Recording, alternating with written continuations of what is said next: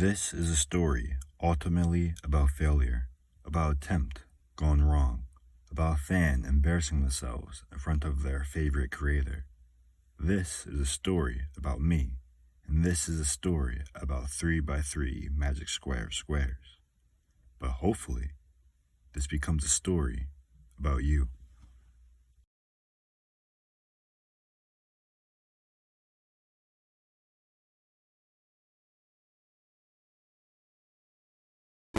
Alright, before we get into the story, we have to do the preamble. What is a 3x3 magic square of squares? Well, a 3x3 magic square is a 3x3 grid with unique whole numbers inside, arranged in such a way that when you sum up each of the columns, you add up each of the rows, and you add up each of the diagonals, they all add up to the same quote-unquote magic number. In this case, it's 27. A magic square of squares means that each of the numbers inside the magic square are square numbers themselves. Square numbers being numbers that are the result of squaring whole numbers. So 1 squared, 1 times 1 is 1, 2 squared, 2 times 2 is 4, 3 squared, 3 times 3 is 9, and so on. So this means that 1, 4, 9, 16, 25, 36, and so on, these are all square numbers. So inside our magic square, we have 1 and we have 9. So this is a 3x3 magic square, which is kind of cool, I guess. But it's not a 3x3 magic square of squares because all the numbers are not square numbers. So it's just a cringe and kind of lame magic square and not magnificent and glorious and beautiful magic square of squares. My journey with magic squares started with a Numberphile video titled The Anti-Parker Square, featuring Aileen, where she documented her attempts at solving the mystery and provided insights that made me feel that not only could a solution be found, but even maybe by me. We'll discuss those insights a little bit later, but what's with that title? Well, it would be remiss not to mention the Parker Square when discussing magic squares. In one of the most infamous Numberphile videos, called The Parker Square, Matt Parker discussed his own attempt at solving this puzzle, and came up with a sorta solution, now known as the Parker Square. It became quite the meme. So, I started my journey.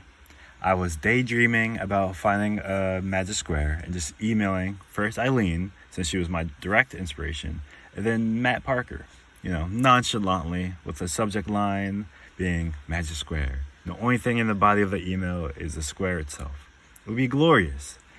Maybe after all these years being made fun of for the Parker Square, it would be worth it because he would be the third person in history to see a 3x3 magic square of squares. But after a few months of work, when I thought I had an epiphany, Numberphile released another video with Matt Parker, and it was called A Magic Square Breakthrough. My palms were sweaty, my knees were weak, and my arms were heavy. I was nervous. Reluctantly, I watched the video and learned some interesting stuff regarding magic squares of all sizes. I recommend you watch the video. But the most notable part came towards the end. If someone can find, I'm not including disproving, if someone can find a working 3x3 with all squared numbers, I think there's a $10,000 bounty on hunting that down. US dollars? US dollars. Oh no, I was shook. Now everyone's going to be looking for this.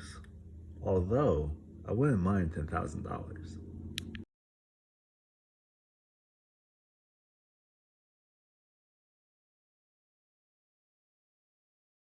So the insights are kind of going to be a summary of the Anti-Parker Square video. It's going to use slightly different nomenclature, but I recommend you watch that video and also watch this section. Why not? Okay, so insight number 1 is that the magic number must be 3 times the middle number. So here are some magic squares. There are magic numbers up top and 3 times the middle one. We can prove this by labeling all the numbers S1 through 9. And here are the equations. You add up the rows, add up the columns and diagonals, and they're all equal to the same magic number. And then if we do some algebra, you get that the magic number is in fact 3 times the middle one. So that's insight number 1, which leads us to insight number 2. Now, insight number 2, we're going to focus on the middle column here. We have our p squared, just our number, we're calling it p squared. And so on one side it's going to be bigger, on the other side it's going to be less than p squared, and it has to be the same amount less than the other side is greater. That way the c's cancel out and we're left with 3p squared. So expanding that to the rest of the magic square, we have this, and our c1 plus c2 has to equal c3, or c2 plus c3 has to equal c4. That way, let's focus on this top row. The c1 and c2 can combine to counteract c3. So these two counteract that, so we're left with 3p squared. Same for the columns too. So that's insight number 2. And so insight number 3 also comes from insight number 1. So we have our middle column here, but remember, everything's supposed to be a square. So this top part's a square and the bottom part's a square. All right, so now we have to figure out a number p such that its square is equal distance from two other squares. Well, p could be, let's say, 5. 5 works, because 5 squared minus 24 is 1. 5 squared plus 24 is 49. These are all square numbers. It adds up to 75, which is 3 times the middle. It's great. It's working. But what other numbers? So in the video, Aileen showed some other numbers that work, and she plugged that into the coolest website ever, the Online Encyclopedia of Integer Sequences, and it came out with this, the Pythagorean primes. Primes that are 1 more than multiple of 4, prime numbers being numbers that only factors are 1 in themselves. But the important thing for us, foreshadowing, is that they are actually the sum of 2 squares. So 5, for example, is 4 plus 1, which is 2 squared plus 1 squared. We can use Pythagorean theorem to make a cool little triangle here. And then with that, we can actually make a Pythagorean triangle here. And so it's not just 5, it's any number that can be written as a sum of 2 squares, has this property that we can make this Pythagorean triangle over here. And just a little proof that we can always make this. Here's the Pythagorean theorem. Here is us filling in all our, substituting in our A, B, and C. And then here we remember that P is x squared plus y squared. Here we expand, and the left side and the right side are in fact equal to each other. So we can always make this Pythagorean triangle when P is the sum of 2 squares. So those are the insights that we'll work on, and I'll show you why I thought I solved the thing, but I did not.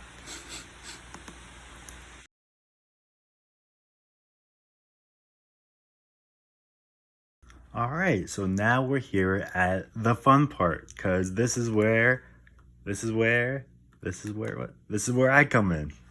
So, disclaimer, it's very likely that I'm not the first person to discover anything that I'm about to share. Please let me know in the comment section down below if you're aware of someone sharing this information or you figured it out yourself.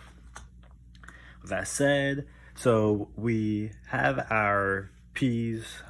We have this column, and we know that P has to have this certain property, and we know that the Pythagorean primes work for P. But how to find C, and why the Pythagorean primes? Are we sure that all of them work? And do other numbers work?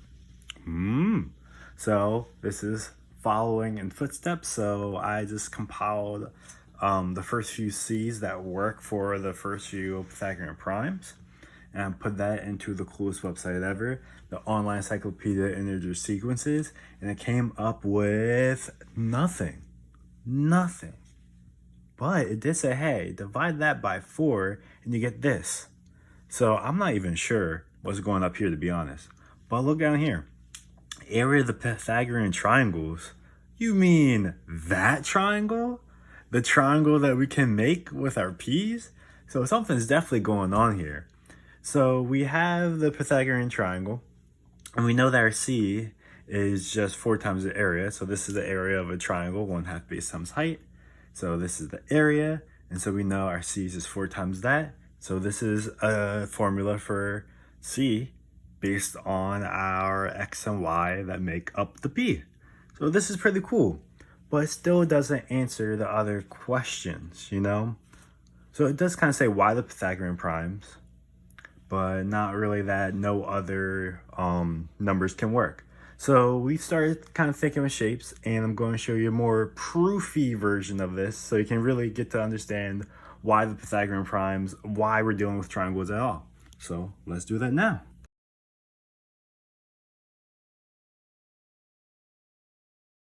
So here we have our Pythagorean triangles with the equation shown with the numbers. We're using x2 and y1.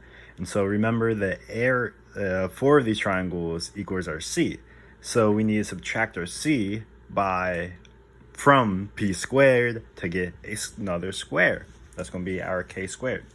And so this is me just trying to figure out how to put in these triangles to make it work. You just have to, since the hypotenuse is equal to the side of the square, just make sure that they're touching. And so here's me struggling a bit to show it off properly. Still am struggling. Yeah. Anyway, I just quit and I put in the actual thing. So here you can see that the length of the middle square, the smaller one, is the difference between the two legs of the triangle. So here's 4 minus 3, which is 1. So inside there is a 1 squared area. And you can do a very similar thing with the outside, flipping those triangles to the outside. Now the legs, they add up to make the sides of the outside square. So this will be our m squared. And here's me just showing that this not only works for 5, but any sum of 2 squares. So we can change x and we can change y to whatever we want, and we can still get this cool relation. Yep, and here's a smaller square with the outside square. And here's the underlying equation. So we have our, it kind of looks like a mess, but we have our p squared, we have our c, and we have our k or m, depending if you're adding or subtracting the legs. And this b is just a scaling factor, because we can have the square here and we can multiply it by like 2, which be like the same as this zooming in. This doesn't change anything underlying. It will still work even though it's not a multiple of or it's the sum of 2 squares. So that's why it's the Pythagorean primes, or the sum of 2 squares, and their multiples, because you can just scale it up and down. So we could go further and use trigonometry to actually like prove this, but I think that's a bit outside the scope of this video. But hopefully this shows why the Pythagorean primes work, and why their multiples work, and why we need our p to be the sum of 2 squares. So that's thinking with shapes. This is the epiphany I had right before Numberphile released their Breakthrough Magic Squares video, and that's why I was so nervous. I'm like, I'm so close. Just let me solve it. So with all that figured out, let's go back to our Magic Squares. We now know that any sum of squares is a valid p, and how to get a working c from that. But how about everything else? We need a p that has 4 c's, but our equation for c only tells us 1. Well, no need to worry. Let's look at our p equation. We can get multiple c's from the same p, because you can use different x, y, and b's to get the same p. For example, x equals 2, y equals 1, b equals 13, x equals 3, y equals 2, b equals 5. Both of those make up a p equals 65. But we can plug those into our c equation, and it gives us 4,056 and 3,000. In fact, give me any number of c's and I can give you a p that fits the bill. But unfortunately for us, that is not too helpful, because we need c's to have this relation, c1 plus c2 equals c3, and c2 plus c3 equals c4. And my way of generating p's with lots of c's says nothing about how they relate to each other. So around this time, I was generating p's with 4 or more c's, just hoping to stumble upon one that works, when I had a thought. It'd be nice to compare c's of different p's, maybe to see if some are closer or further from fitting the c1 plus c2 equals c3 relation. I just thought it'd be neat slash insightful. But if you look at the geometry, it's hard to compare these because of the size difference. The squares and triangles get so large, it's not that helpful. You're not getting anything useful from looking at it this way. That's where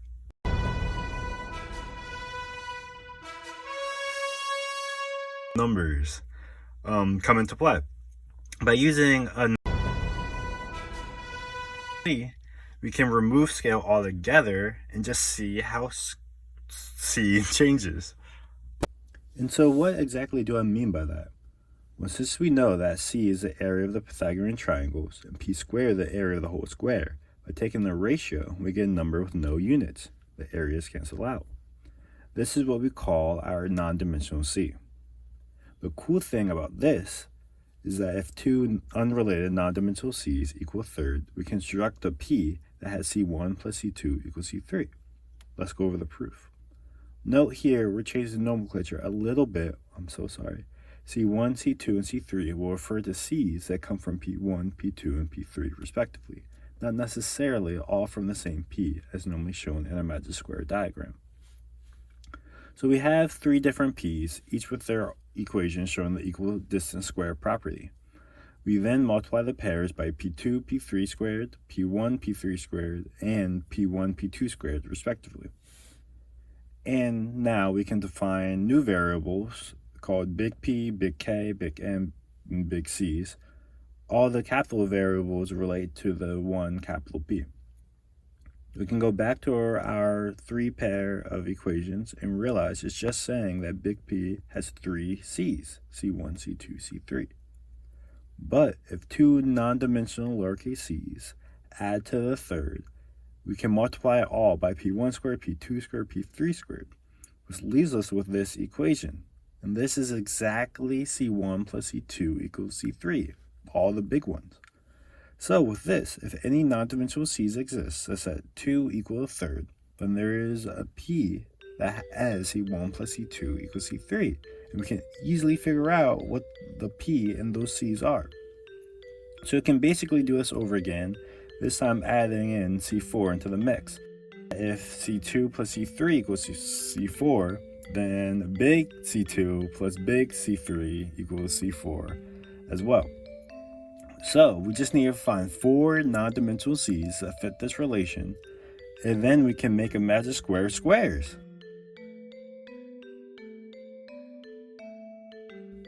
But now we're not limited to having a P and checking C's. We can check this across all possible non-dimensional C's, but it gets even better.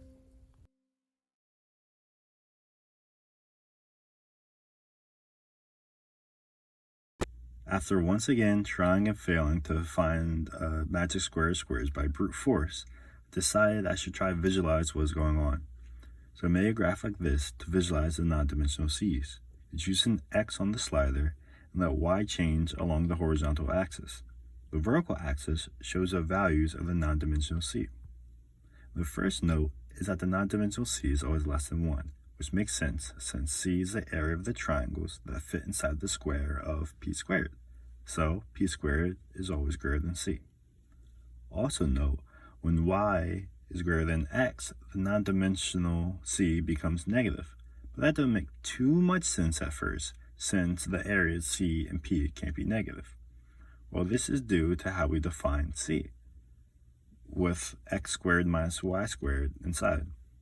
When y is greater than x, then c is negative. This really just means our m and k are switched.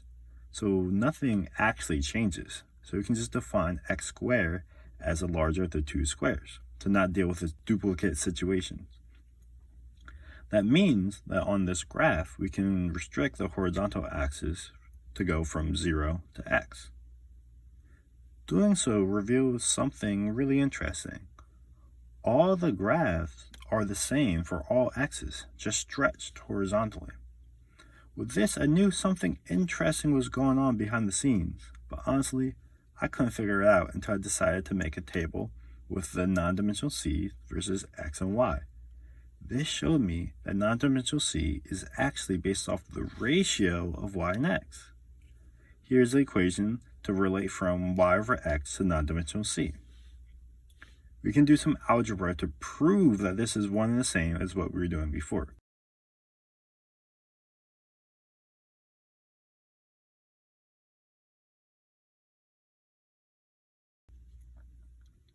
But now, since we know that x is greater than y, which is greater than 0, we know that the ratio y over x is strictly between 0 and 1.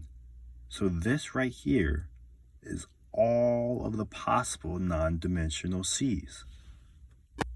Okay, this is pretty cool, and there's a lot to take in. But before I tell you why it's not super helpful, let's go even crazier. Since we know that c can be defined by one variable, y over x, we can show that c1 plus c2 equals c3 with 3 variables, aka we can graph it in 3D. And since the inputs are bounded between 0 and 1, we can actually see all possible points at once. Each axis represents y over x for p, and the surface shown represents all combinations of non-dimensional c's from those p's that have the 2 non-dimensional c's equaling a third property. We can do the same thing for c4. Since c1 plus c2 equals c3, and c2 plus c3 equals c4, we can say that c1 plus 2 times c2 equals c4. And we can make that surface as well. But you might be thinking, isn't it solved? Can we make a magic square squares from any point on these surfaces? But unfortunately, no. This shows all possible points we can make a magic square squares from, but also lots and lots of impossible ones too. Let me explain.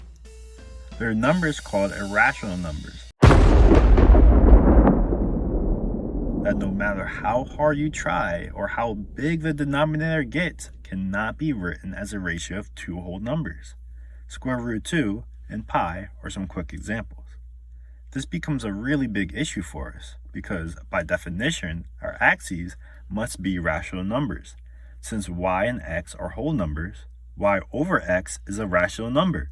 It must be. Another bigger issue is that there is actually an infinite amount of irrational numbers in between 0 and 1. Another even bigger issue is that there's somehow more irrational numbers than rational numbers between 0 and 1. So although it looks like easy pickings to find a point that we can make a magic squares from, all points I've tried so far, one of the axes is irrational. Every dimension of that point must be a rational number, has to be a rational point. Not only that, but remember, you have to satisfy both relations, so you have to find a rational point on both curves at once. But if we can find that, then you can find a magic squares and get $10,000.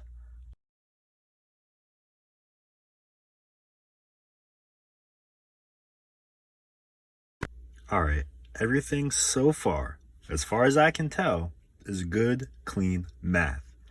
Unfortunately, that is not the case in this section, where I made a fatal mistake and I proved that no magic squares can exist.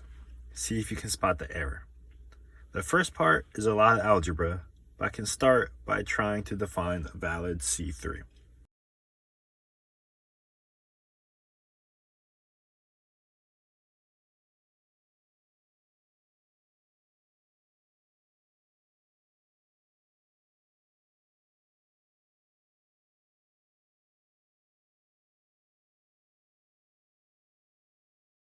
So, this must be true for a valid C3 to exist. And we can graph this time having the z-axis being s.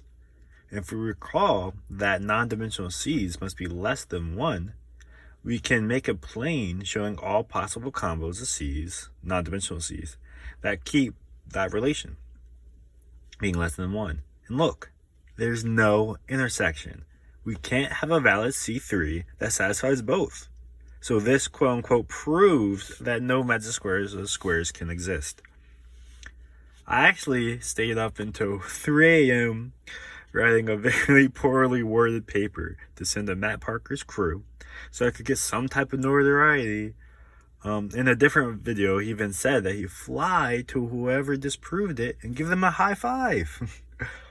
I was very nervous that someone else would release the info before I did, and all my quote-unquote groundbreaking work would be for naught.